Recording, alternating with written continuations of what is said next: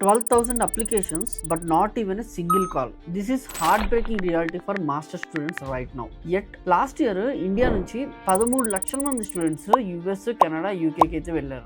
ఒక్కొక్కరు on average గా burning a massive of 32 lakh rupees per year. అక్కడ చూస్తే graduates are crying. I feel numb, jobless, drowning అని చెప్పేసి మ్యాథ్స్ లోన్స్ తీసుకున్నారు. చాలా టెరిబుల్ వైలెంట్ అటాక్స్ అయితే ఫేస్ చేస్తున్నారు. సరే, ఇండియాలో ఉండిపోదాం అంటే బ్రూటల్ కాంపిటీషన్. ఒక్కొక్క జాబ్ కి లక్షల అప్లికేషన్స్. ఆ ర్యాట్ రేస్ నుంచి తప్పించుకుందామని అబ్రాడ్ వెళ్తే అక్కడ ఈ డార్క్ ట్రాప్. బట్ కొందరు స్టూడెంట్స్ ది మళ్ళీ ఎక్స్ట్రీమ్ పాజిటివ్ సక్సెస్ స్టోరీస్ కూడా ఉన్నాయి. లాక్స్ లో ఎన్ని కూడా చేస్తున్నారు. అసలు ఎవరిది తప్పు? What is actually happening? Let's uncover the ultimate truth today. And ఈ ట్రూత్ ఎంత ఇంపార్టెంట్ అంటే అబ్రాడ్ వెళ్ళే ప్రతి స్టూడెంట్, వెళ్ళాలనుకునే ప్రతి స్టూడెంట్, ఆల్రెడీ అక్కడ ఉన్న ప్రతి స్టూడెంట్ కూడా ఇది ఖచ్చితంగా తెలుసుకోవాల్సిన విషయం. సో ఇలాంటి ఇంపార్టెంట్ టాపిక్స్ ఇంకా మన దగ్గర నుంచి రావాలనుకుంటే please to subscribe to our channel, because me subscription నాకు ఎంతో మోటివేషన్ ఇస్తుంది. Last year 13 lakh students India నుంచి అబ్రాడ్ వెళ్ళారు. 65% went to the usual suspect, అంటే యుఎస్, యూకే, కెనడా, ఆస్ట్రేలియాకి వెళ్ళారు 65% మంది. 14,000 స్టూడెంట్స్ కిర్గిస్తాన్ వెళ్ళారు ఎంబీబీఎస్ కోసం. 93 స్టూడెంట్స్ సౌత్ అమెరికాలో ఉన్న వెనిజులాకి వెళ్ళారు, which takes 30 hours to reach. అసలు ఎందుకు ఇంత డెస్పరేషన్?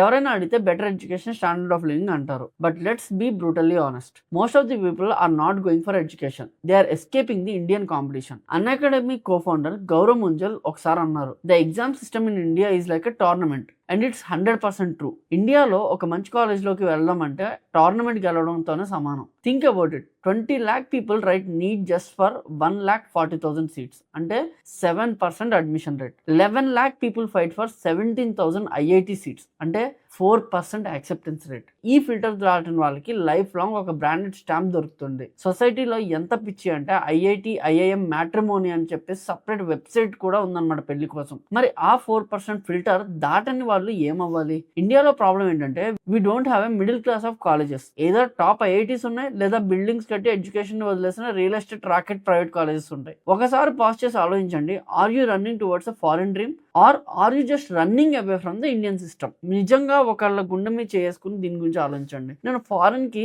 ఒక స్టాండర్డ్ ఆఫ్ లివింగ్ లేకపోతే ఏదో చేయాలని వెళ్తున్నానా, లేదా ఇండియాలో ఉన్న సిస్టమ్ ని బైపాస్ చేసి వెళ్ళిపోవాలనుకుంటున్నానా? We are a tribe of truth seekers trying to decode these matrix systems. ఇలాంటి brutal truths and eye opening content మీరు మిస్ అవ్వకూడదు అనుకుంటే right now follow button, subscribe button కొట్టేసేయండి. సరే, ఇండియాలో కాంపిటీషన్ తట్టుకోలేక అబ్రాడ్ వెళ్ళాం. The foreign dream starts from the economic factor. ఇండియాలో 5 lakhs శాలరీ వస్తే యుఎస్ లో $50,000 అయితే వస్తుంది. 50,000 into 90 అంటే approximately 45 lakhs.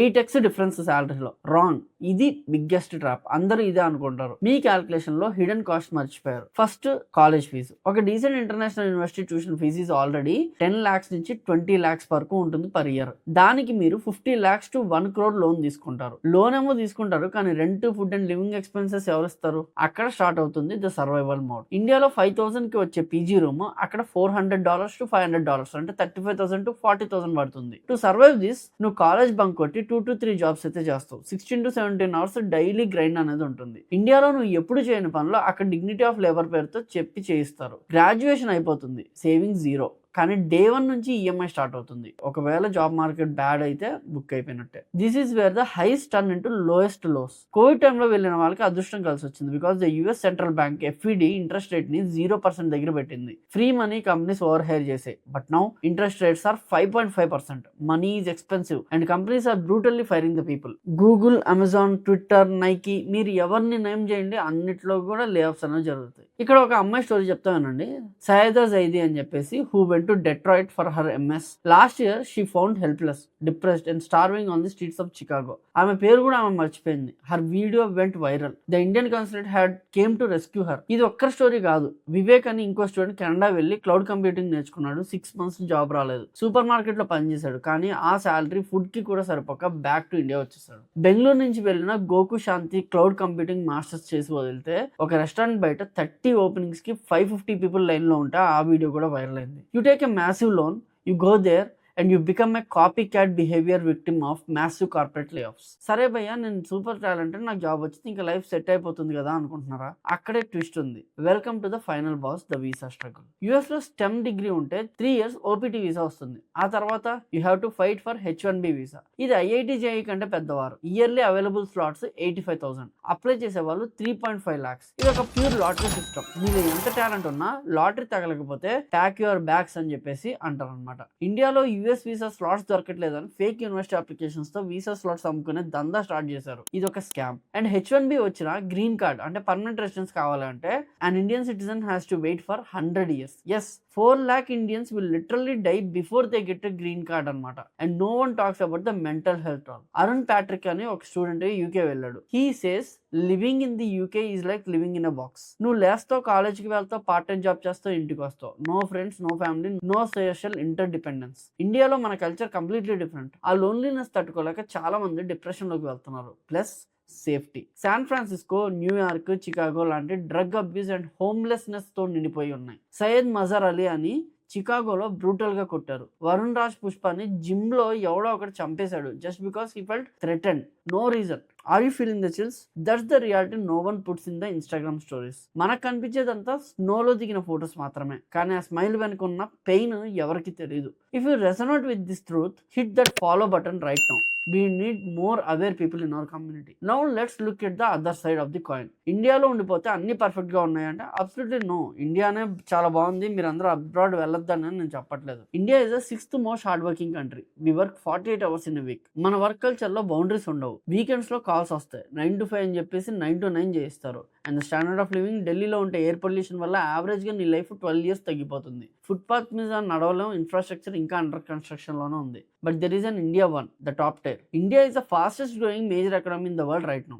Apple sold 10 million iPhones last year. Mercedes sales are breaking records. Startups and digital economy are booming. You can sit in a room in Hyderabad or try to city and learn a high income skill online and make the whole world your market. If you have money, India is fantastic country, but you have to fight very very hard to reach that money. ఇక్కడ ఒక optimism ఉంది. People believe tomorrow will be better than today, and that optimism is missing in western countries right now. So final verdict ఏంటి అంటే, అసలు abroad వెళ్ళాలా వద్దా అంటే, నువ్వు జస్ట్ షో ఆఫ్ కోసం లేదా పక్కింటి వాళ్ళు వెళ్తున్నారు అని టైర్ 3 డబ్బా యూనివర్సిటీకి 50 lakhs లోన్ తీసుకుని వెళ్తే డోంట్ గో.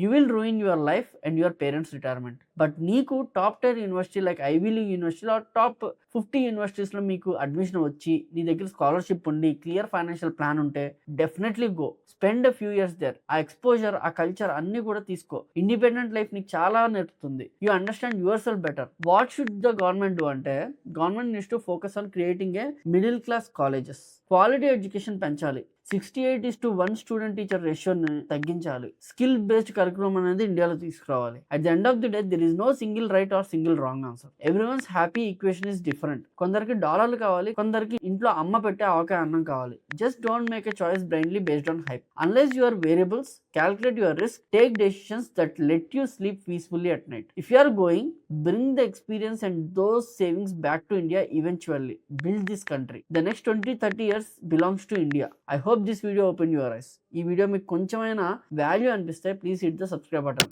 మీరు మమ్మల్ని అప్రిషియేట్ చేస్తున్నారని మాకు తెలిసేది ఆ సబ్స్క్రైబ్ బటన్ కొట్టినప్పుడే. అన్ఫిల్టర్డ్ గా రీసెర్చ్ చేసి ఇంత డేటాని మీ దగ్గర తీసుకోవడానికి మా టీం చాలా కష్టపడుతుంది. సో ప్లీజ్ సబ్స్క్రైబ్ చేయండి. ఇంకో వీడియోతో మళ్ళీ కలుస్తాను. అంటే ఐఎమ్ కృష్ణ, సైనింగ్ ఆఫ్. జై హింద్.